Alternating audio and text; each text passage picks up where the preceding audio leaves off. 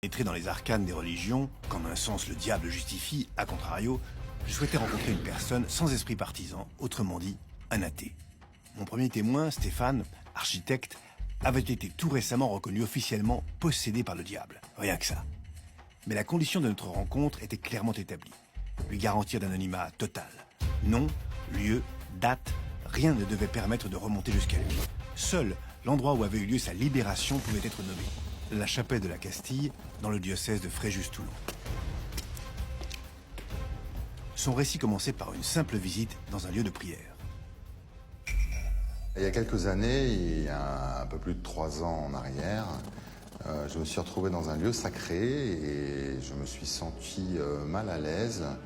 J'ai eu des sensations d'oppression et j'ai commencé à avoir des réactions de grognement. J'ai été au fond de cette église, j'ai vu donc la croix de Jésus et devant Jésus, j'ai commencé à insulter, à grogner, à blasphémer contre lui.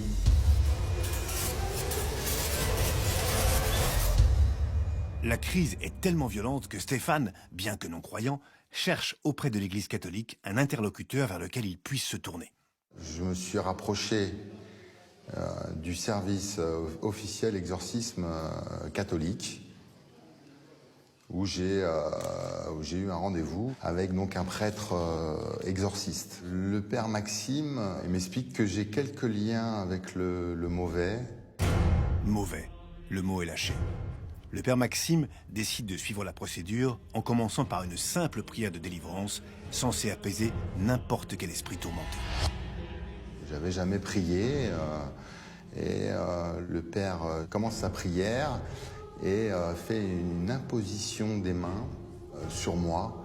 Et à partir de cette imposition des mains, j'ai une réaction et je tombe au sol. J'ai une réaction de grognement.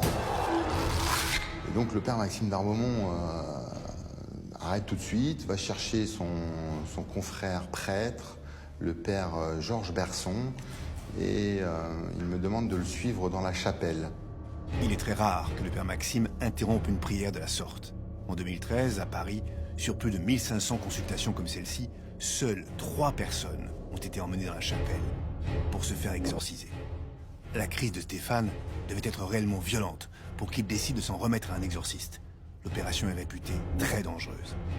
Chaque année, des décès faisant suite à un exorcisme font la une de nos journaux.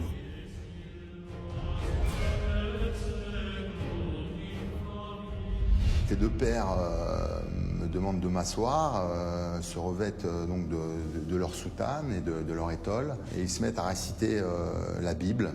Et ils m'aspergent d'eau bénite, et au contact de cette simple eau, je commence à hurler, et c'est comme si j'étais brûlé au fer rouge. Je me tords de douleur. Je grogne d'une façon animale à chaque saint énoncé. Je blasphème, j'insulte, je crache.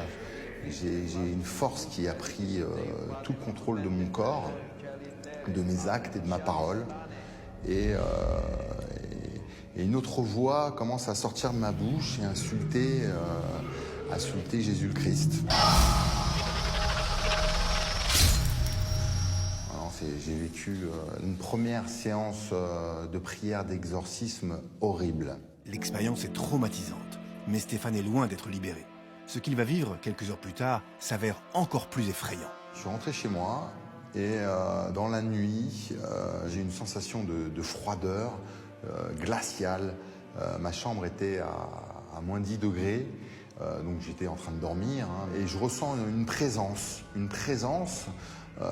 qui est sur moi et qui me touche, qui touche tous mes membres, une sensation horrible. Et donc je me réveille en sursaut et quand j'ouvre les yeux, je vois 2 yeux rouges avec une silhouette de plus de 3 mètres, une silhouette noire qui souffle sur moi et qui grogne et qui dit « Tu m'appartiens, gloire à Satan, tu es à moi ».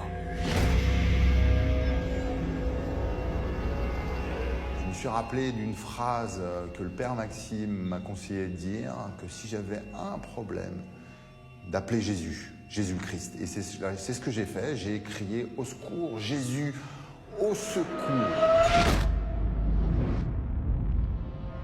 Et le démon qui était en face de moi a grogné et a hurlé, et c'est parti.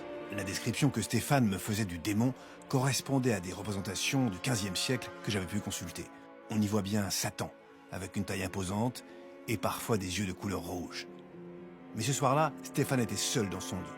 Rien ne me garantissait donc qu'il ne s'agissait pas d'une hallucination, d'un cauchemar. J'étais sceptique sur la présence du diable cette nuit-là. Mais le malin allait se manifester de nouveau, et cette fois-ci devant témoins. Sur les conseils de l'Église, Stéphane s'est fait baptiser afin de s'en remettre à une forme de protection divine permanente, censée tenir le diable à distance. J'ai été baptisé le 22 décembre 2013. J'ai eu des grosses manifestations d'ordre démoniaque. L'Assemblée, entre autres, a été sous le choc.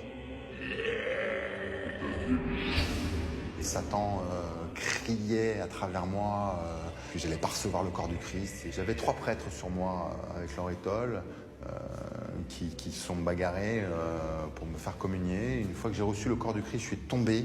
J'ai ressenti cette puissance, la puissance de Jésus cette lumière intérieure, cet amour qui a transpercé mon corps. Ce jour-là, le diable aurait donc quitté le corps de Stéphane. Pour lui, une nouvelle page de son histoire allait enfin s'écrire.